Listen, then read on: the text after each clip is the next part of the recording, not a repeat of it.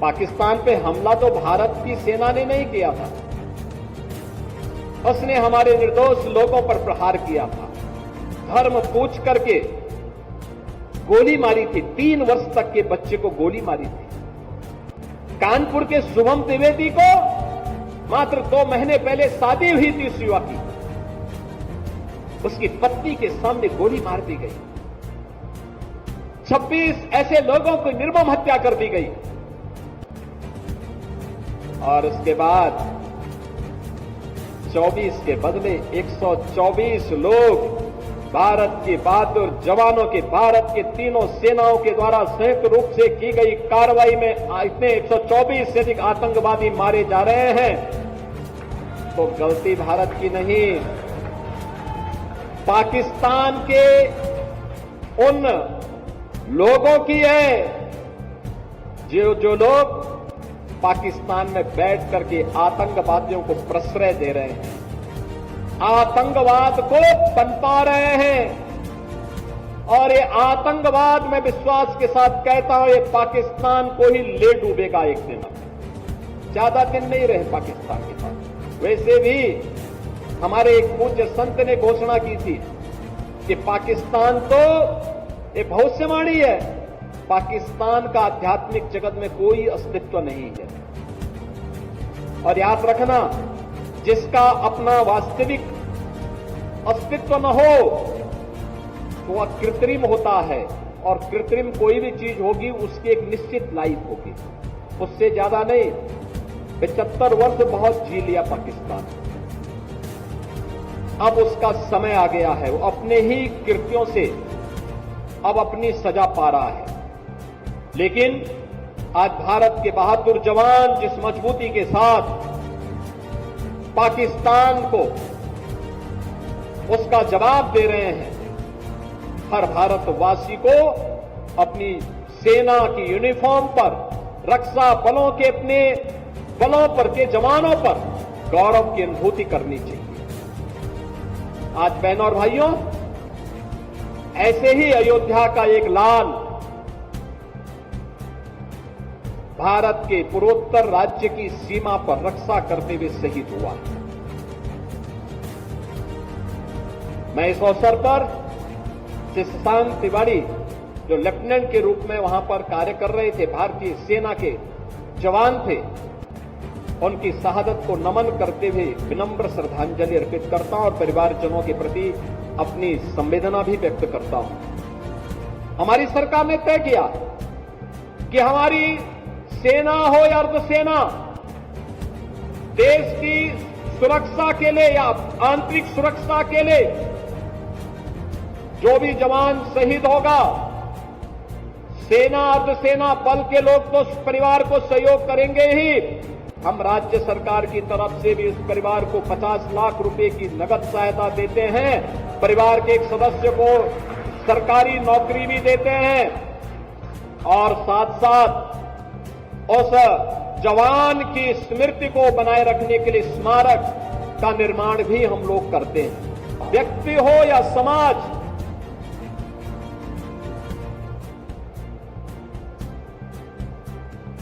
हमेशा इस बात को ध्यान में रहना होगा कि लीक से हट करके ही जो चलेगा वह कुछ नया कर पाएगा। लकीर का फकीर बनने से न व्यक्ति का कल्याण हो पाएगा, न अधिक समय तक हम अपने वजूद और अस्तित्व को ही बचा पाएंगे। हमें आज के अनुरूप अपने आप को तैयार होना होगा। और मैं तो इस बात के लिए अभिनंदन करूंगा गद्दी नसीन जी का कि सैकड़ों वर्षों के बाद गद्दी नसीन जी ने हिम्मत की कि मैं श्री राम जन्मभूमि दर्शन करने के लिए निकलूंगा। और वो गए, भव्य शोभा यात्रा निकली, भव्य शोभा यात्रा निकली। सबने उसको स्वागत किया, सबने उसका अभिनंदन किया। और क्यों नहीं, आखिर अयोध्या में जो कुछ भी है, यहां के रक्षक देवता के रूप में तो हनुमान जी महाराज हैं ही, लेकिन अयोध्या के इष्ट देव हमारे मर्यादा पुरुषोत्तम भगवान श्री राम हैं और रामलला का दर्शन करने के लिए 500 वर्षों के अंधकार को दूर करने के लिए प्रधानमंत्री मोदी जी के नेतृत्व में जो कार्य हुआ है, बहनों और भाइयों, यह सनातन धर्म के इतिहास का एक अत्यंत अद्भुत, अभिनंदनीय ऐसा कार्य हुआ है जिसके बारे में आज के दिन पर तुम कह सकते हैं न भूतो न भविष्यति। हां, आने वाले समय में ये चीजें आगे बढ़ेंगी, लेकिन आज के दिन पर जो लोगों के लिए, पिछली सरकारों के लिए जो असंभव दिखता था, वह प्रधानमंत्री मोदी जी ने संभव बना करके, ये डबल इंजन की सरकार ने डबल स्पीड के साथ चल करके अयोध्या को उसका गौरव प्रदान करने का काम किया है। याद करिए 2014 के पहले, 2017 के पहले अयोध्या के, हनुमानगढ़ी के या देश भर के संत जब इधर उधर कहीं जाते थे, यात्रा के दौरान कितनी कठिनाई होती थी, कितनी परेशानी होती थी। लोग आदर के भाव से नहीं देखते थे, लोगों के मन में सरदार सम्मान का भाव नहीं दिखता था। जो परिचित थे वे भले ही सम्मान दे दे, लेकिन कोई अपरिचित सम्मान नहीं देता था। आज मैं गारंटी के साथ कह सकता हूं, आज के दिन पर आप देश के अंदर कहीं जाएंगे, अयोध्या का नाम बोलेंगे, राम जन्मभूमि का नाम बोलेंगे, हनुमानगढ़ी का नाम बोलेंगे, सामने वाला व्यक्ति आपके सामने झुक करके आपको सम्मान देता हुआ दिखाई देगा। अयोध्या के नाम से लोगों के मन में एक नई, उसके चेहरे पर चमक देखने को मिलती है। अयोध्या धाम का नाम सुनते ही अगले व्यक्ति के मन में एक नया उत्साह देखने को मिलता है, एक नया उमंग देखने को मिलता है। कारण है अयोध्या को यह भव्य स्वरूप देने के, प्रधानमंत्री जी के विजन को जब जमीनी धरातल पर उतारने के लिए हम लोगों ने कार्य प्रारंभ किया, तो मैं अभिनंदन करूंगा अयोध्या वासियों का कि अयोध्या वासियों ने उसका अक्षरशः पालन करने में अपना योगदान दिया। अयोध्या के विकास के लिए हम लोग चिंतित होते थे। गोरखपीठ का अयोध्या से संबंध आज से नहीं, 3-3 पीढ़ी से अयोध्या आते थे। टूटी फूटी सड़कें, दिन में बिजली नहीं होती थी, रात्रि में भी 3 घंटे 4 घंटे मिल गई गनीमत है। गलियों में गंदगी रहती थी, घाटों में गंदगी रहती थी। राम जी की बेड़ी का पानी निकलता ही नहीं था, वहीं सड़ता रहता था। और अव्यवस्था का आलम इस कदर था, हर दूसरे दिन कर्फ्यू बंद, अव्यवस्था, सरकार के स्तर पर अपमानित करने की कार्रवाई, लगातार प्रताड़ना की कार्रवाई। अयोध्या एक गुमनाम सिटी के रूप में अपने अस्तित्व के लिए जूझ रही थी। आज ऐसा नहीं है। याद करिए, जब पहली बार हम लोगों ने अयोध्या धाम में 2017 में दीपोत्सव के कार्यक्रम के साथ हम जुड़ने के लिए आए थे, मेरा विश्वास था ये दीपावली तो अयोध्या ने दी है दुनिया को, भारत को दिए सनातन धर्म का प्रमुख पर्व और त्योहार अयोध्या ने दीपावली के रूप में दिया है। और भगवान श्री राम ने विजयादशमी का पर्व भी लंका विजय के उपलक्ष्य में इसी अयोध्या की देन है। तो लोग जब बोलते थे कैसे होगा, हमने कहा होगा, अयोध्या का वैभव आएगा, जरूर आएगा, कोई रोक नहीं पाएगा। दीपोत्सव के कार्यक्रम के साथ हम जुड़ने के लिए आए थे और मुझे याद है यहां के सभी पूज्य संत जन एक साथ एक मंच पर आकर के भगवान का अभिषेक करने के लिए उन्होंने भी पूरा योगदान दिया। और आज देखिए, आपकी जो कृपा उस समय थी, उसके उपरांत फिर 5 अगस्त 2020 को जब नवंबर 19 में राम जन्मभूमि का फैसला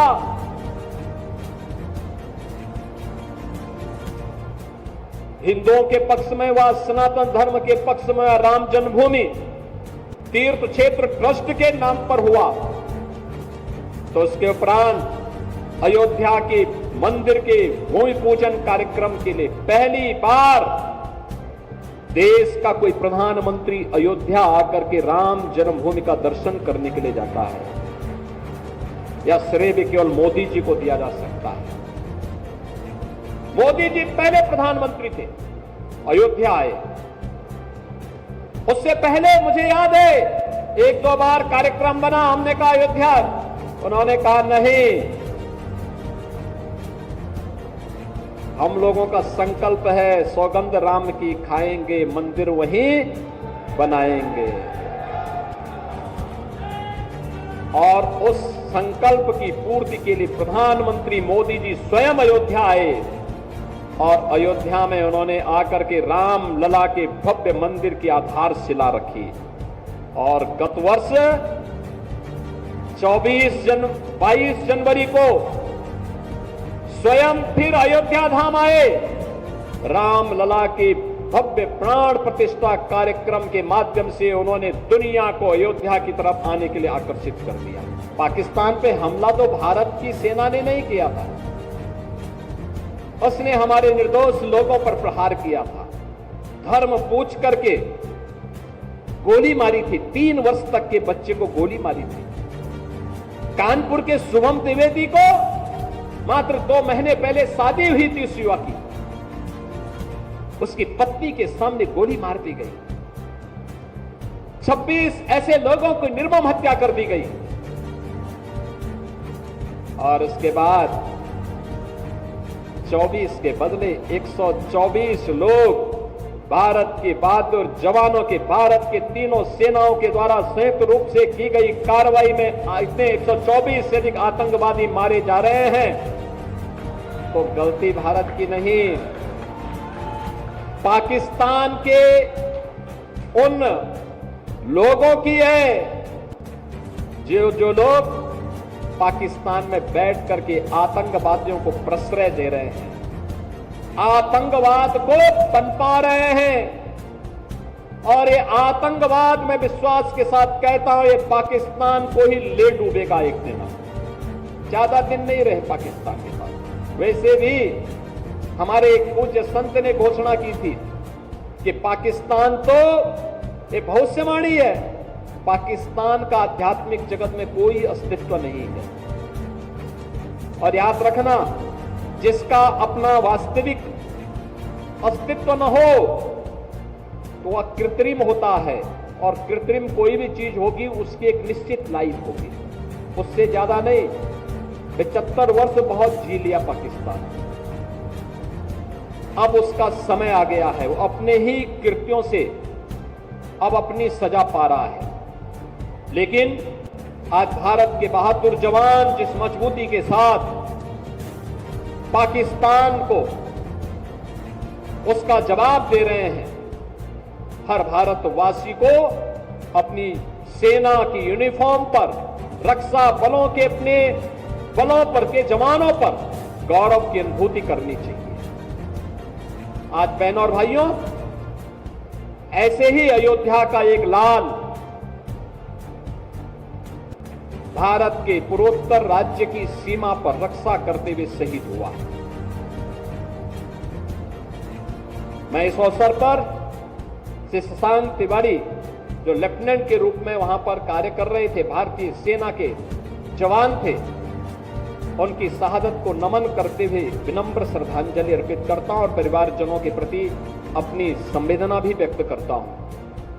हमारी सरकार ने तय किया कि हमारी सेना हो या अर्धसेना, देश की सुरक्षा के लिए या आंतरिक सुरक्षा के लिए जो भी जवान शहीद होगा, सेना अर्धसेना बल के लोग तो उस परिवार को सहयोग करेंगे ही, हम राज्य सरकार की तरफ से भी उस परिवार को 50 लाख रुपए की नगद सहायता देते हैं।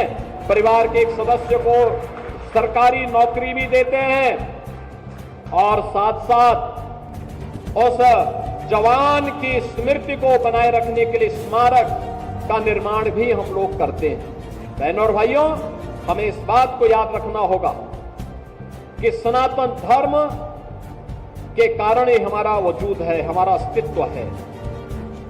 हम सब कुछ स्वीकार करेंगे, लेकिन अपने देश और अपने धर्म के खिलाफ कुछ भी स्वीकार नहीं करेंगे। यह हमारा संकल्प होना चाहिए। श्री राम जन्मभूमि, श्री हनुमानगढ़ी, हमारे पूज्य संतों के आश्रम, हमारे मठ मंदिर, हमारे पूज्य संतजन इस सनातन धर्म के स्तंभ हैं, सनातन धर्म के आधार हैं। इनका सम्मान होना चाहिए। इनकी गरिमा और इनके गौरव के विरुद्ध कोई भी आचरण स्वीकार्य नहीं होना चाहिए।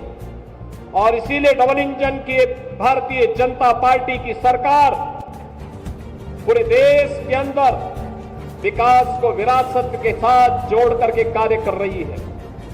विरासत जो भगवान राम की है, विरासत जो भगवान श्री कृष्ण की है, विरासत जो बाबा विश्वनाथ की है, विरासत जो हमारे पूज्य संतों की है, और विरासत की उसी व्यवस्था को आगे बढ़ाने के लिए आज आप देखते होंगे अब हम लोगों ने अयोध्या के साथ साथ विंध्यवासिनी धाम में भी काम प्रारंभ किया। वहां भी एक भव्य कॉरिडोर दे दिया है। प्रयागराज में भव्य और दिव्य कुंभ आपने देखा होगा, कितना भव्य और दिव्य कुंभ हुआ था। सनातन धर्म का आयोजन इतनी भव्यता के साथ होगा और दुनिया की कोई माई का लाल उस आयोजन में विघ्न बाधा नहीं डाल पाएगी। यह भी हमारा संकल्प था। पूज्य संतों के आशीर्वाद से कार्यक्रम पूरी भव्यता के साथ आयोजन संपन्न हुआ। याद रखना, अपने उस इतिहास पर हमें गौरव की अनुभूति होनी चाहिए। याद करिए, श्री राम लला का प्रकटीकरण जब दिसंबर 1949 को होता है, तब भी इसी हनुमानगढ़ी के एक पूज्य संत, एक नागा के रूप में बाबा अभयराम दास जी उस समय भी थे। उनकी भी उस समय कृपा मिली थी। आज सोचिए, अगर हम भी ये छोड़ देते कि अभयराम दास जी महाराज भी अगर ऐसे कर देते, क्या होता? छोड़ देते सबके भरोसे कि चलो जाने दीजिए, मेरा क्या जा रहा है। क्या ये भव्य स्वरूप राम जन्मभूमि का हमें देखने को मिलता? क्या हम लोग इस रूप में देखने को मिलता? लेकिन नहीं, वह लड़ाई लड़ी गई। सोचिए उस कार्यक्रम को किस मजबूती के साथ दिगंबर अखाड़ा के हमारे श्री महंत पूज्य रामचंद्र परमहंस दास जी महाराज लगातार उसके लिए जूझते रहे। सरदेव अशोक सिंघल जी विश्व हिंदू परिषद के हमारे अंतर्राष्ट्रीय कार्यकारी अध्यक्ष के रूप में लगातार, जिनका पूरा जीवन सनातन धर्म और राम जन्मभूमि के लिए समर्पित था, मेरे पूज्य गुरुदेव पूज्य महंत अवेद्यनाथ जी महाराज, आज इन सभी पूज्य संतों की, इन सभी हुतात्माओं की, इन सभी पवित्र आत्माएं जहां कहीं भी होंगी, अयोध्या की वैभव को देख करके निश्चित ही उनकी आत्मा में संतुष्टि का अनुभव हो रहा होगा कि चलिए अयोध्या हमारे संघर्षों की, पूज्य संतों के संघर्षों की जो एक गाथा है, आज वह उस वैभव को प्राप्त कर रही है जिसका वह हकदार थी। और वह हकदार अयोध्या में आज हम सबको इस रूप में देखने को मिलता है।